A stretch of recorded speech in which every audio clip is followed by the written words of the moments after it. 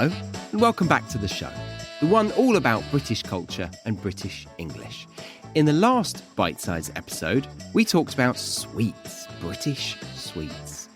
Yeah, we had Terry's chocolate orange, Jaffa cakes, and dairy milk bars. Now, we are going to turn our attention to British desserts, as we also have quite the collection. This is where the British cuisine really steps it up, really makes a name for itself. Because I'm sure you've heard of the crumble, the Victoria sponge, the trifle, and perhaps you've even caught whispers of the legendary bread and butter pudding. Well, wipe your mouth and fetch a napkin, because I am going to talk you through the best part of every British menu. This episode comes with a free worksheet to help you better understand the natural expressions that come up. And what's more is that we have the app. You can download the app, listen to the episode in the app, and access the free worksheet all on the same page. It's incredibly convenient. You've got to try it. So go to the App Store now and search the British English Podcast, or BEP, as in B-E-P. First off, the crumble. The crumble gets its name from the crumbly nature. It breaks apart easily into small balls or clumps of wet sand. The baked dough covers layers of cooked fruits. Apple crumble tends to be the go-to, but there's also rhubarb for people who like a bit of a kick. I think I've even heard of pear and cherry, but you can't just throw in any old thing. It's not a pie, though the dough has that kind of taste. It's savoury and yet sweet at the same time, and really rounds off a nice hot supper.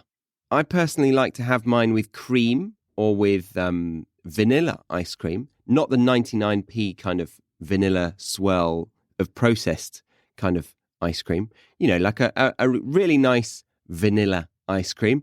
But you could also opt for custard, which is a yellow plastic or something.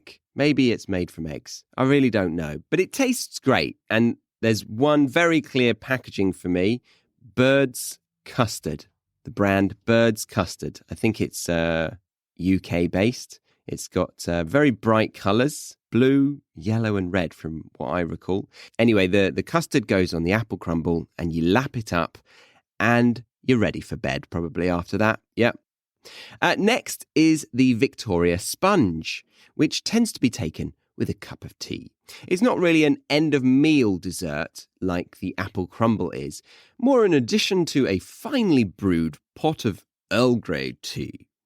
Now, I'm aware that sponge cakes are pretty common across the world, but this British version got its namesake from the Victorian food manufacturer. That's Victorian as in during the reign of Queen Victoria, the period of the Victorians.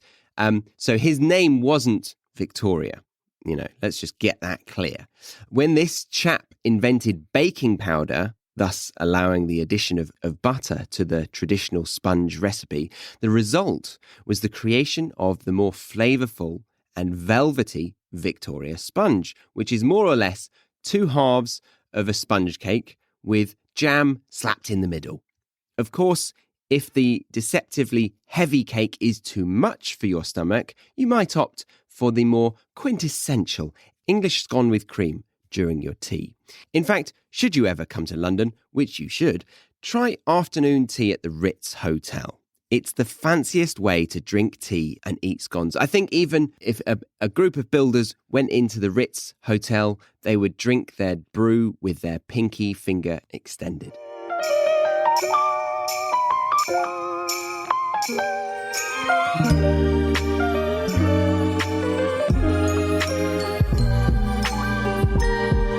I'd like to take a break from this episode to tell you that this show is funded by you, the listener. That's right.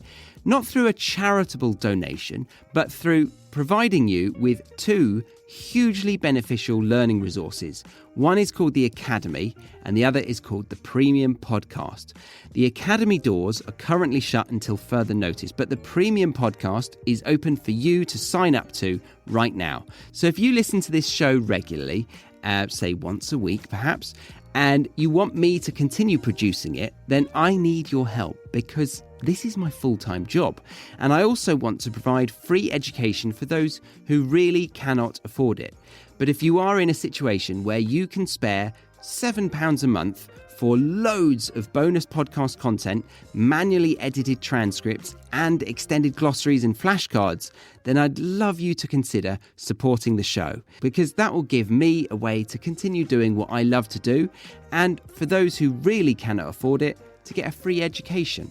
You can find out more by clicking the relevant link in the show notes of this episode, or head over to thebritishenglishpodcast.com or download the British English Podcast app in your app store. Back to the episode.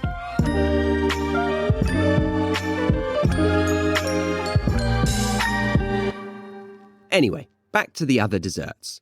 Trifle. This is like the second cousin twice removed of Victoria Sponge because it is basically the same ingredients but arranged by Picasso, let's say. Imagine layers of fruits, cream and meringue stacked up like a bloody lasagna. Summer tends to be the preferred time for it because it is light and unlike a lasagna, and the shareable portions make it perfect for a summer picnic. But really, you can eat this any time of the year. Now, the king of British puddings, in some people's opinions, might go to the bread and butter pudding. Yes, you heard me right. Bread and butter pudding. It's a pudding made from bread and, you guessed it, butter.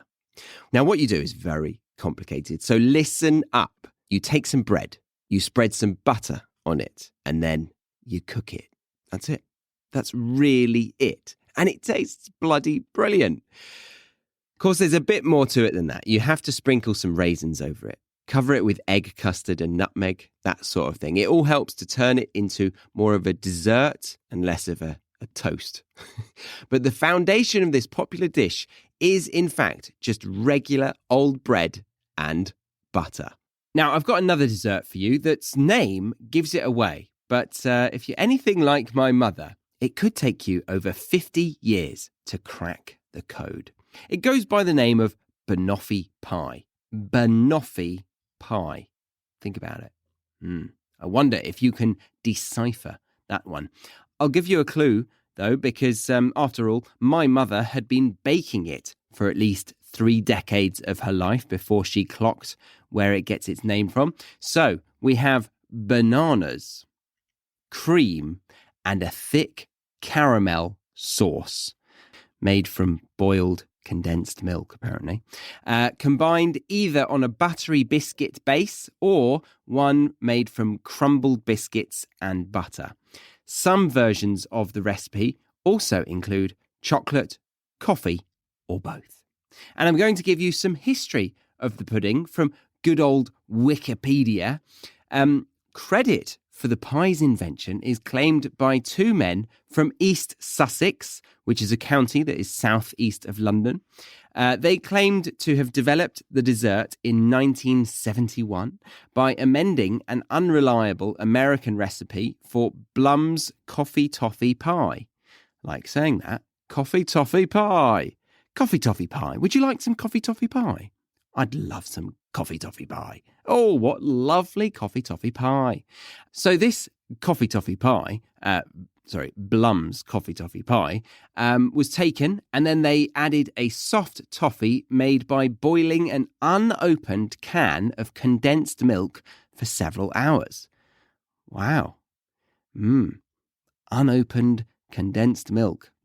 Yummy for my tummy. Well, it is actually yummy for my tummy because I bloody love it. But I didn't know that it was a boiled, unopened can of condensed milk that I loved so much in my tummy. After trying various changes, apparently, including the addition of apple or mandarin orange, One of the two suggested banana, and the other bloke turned to him and said, "Ha, we've nailed it. We've cracked it. What shall we call it?" And they suggested the name banoffee pie. Yes, my mother was astonished when she realised. When she had toffee in one hand, a banana in the other, she's like, "Oh, it's banoffee pie. I get it." Well done, Mother. And the dish proved so popular with their customers, these two guys that created it, from East Sussex, you remember that?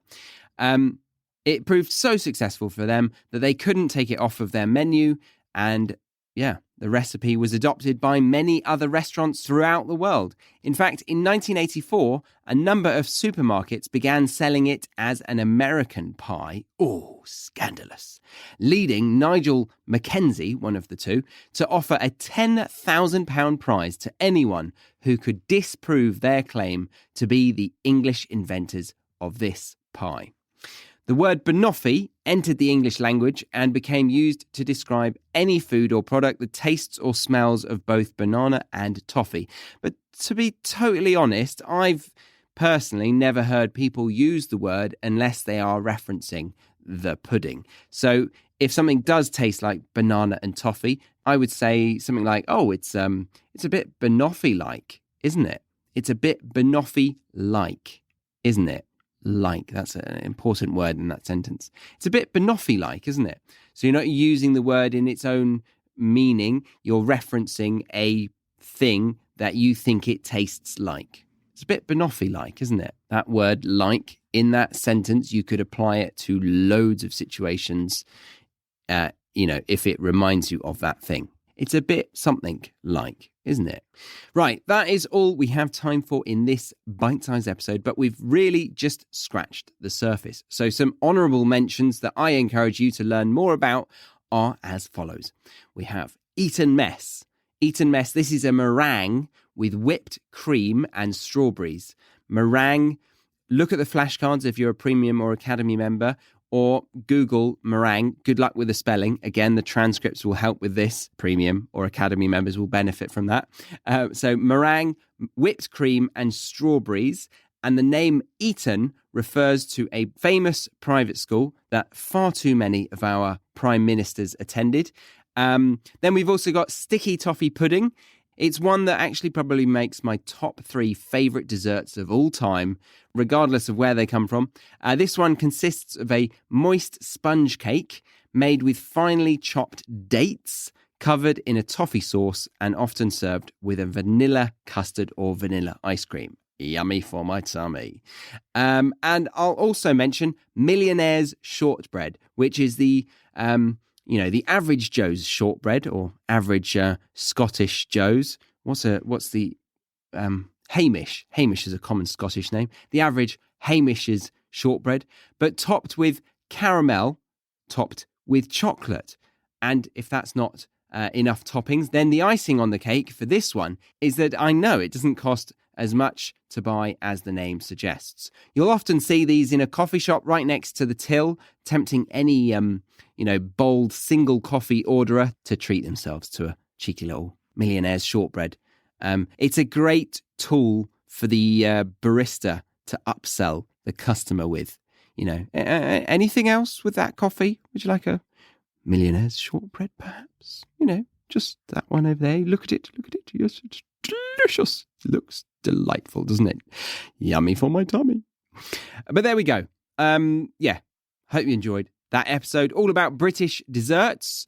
And I forgot, sorry. If you ever go to the tennis at Wimbledon, make sure you get yourself some strawberries and cream. But I'd start saving up for them now, because unlike the Millionaire's Shortbread, you do indeed need to be a millionaire to enjoy that dessert at the tennis without feeling ripped off. Remember to grab that free worksheet. The app is available. I've made it really user-friendly for anyone and everyone to use the free worksheet with the podcast in the app. So go get the British English Podcast at your preferred app store. That's all from me. Thank you very much. Lots of love from your host, Charlie Baxter, and I'll see you next week on the British English Podcast.